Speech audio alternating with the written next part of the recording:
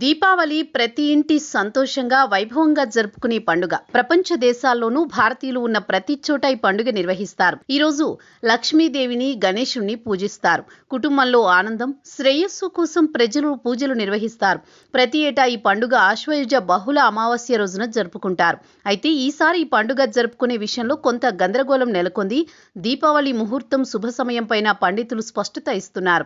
దృక్ పంచాంగం ప్రకారం ఆశ్వయుజ మాసం 2025 అమావాస్య తిథి అక్టోబర్ 20వ తేదీ సాయంత్రం 3:44 ప్రారంభమవుతున్నట్లు పండితులు చెబుతున్నారు.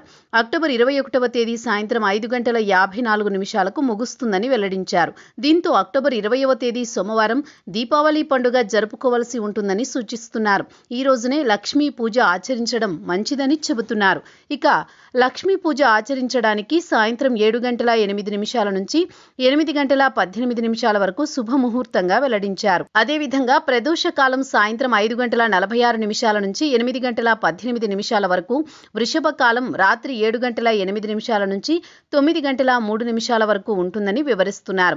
ఇక చాలా మంది దీపావళి రోజున లక్ష్మీదేవిని, గణేశుణ్ణి పూజించే ముందు ఇంటి మొత్తాన్ని శుభ్రం చేసి ప్రవేశ ద్వారం వద్ద ముగ్గు వేయాలి. ప్రధాన ద్వారానికి ఇరువైపులా దీపాలు వెలిగించి పూజా స్థలంలో ఎర్రటి వస్త్రం వేసి ఆ పీఠం మీద లక్ష్మీదేవి, గణేశుడు, కుబేరుడి విగ్రహాలు ప్రతిష్ఠించి యథావిధిగా పూజ చేస్తారు.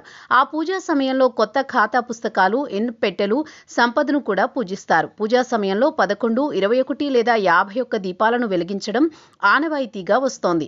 ఇక దీపావళి సాయంత్రం తులసి మొక్క దగ్గర 9 నెయ్యి దీపాలు వెలిగించడం ఒక సంప్రదాయంగా వస్తోంది. ఇది ఇంటి నుంచి ప్రతికూల శక్తిని తొలగిస్తుందని, లక్ష్మీదేవిని ప్రసన్నం చేసుకోవడానికి అవుతుందని నమ్ముతారు. దీపావళి నాడు పలు ప్రాంతాల వారు సంప్రదాయాలకు అనుగుణంగా పూజలు చేస్తారు.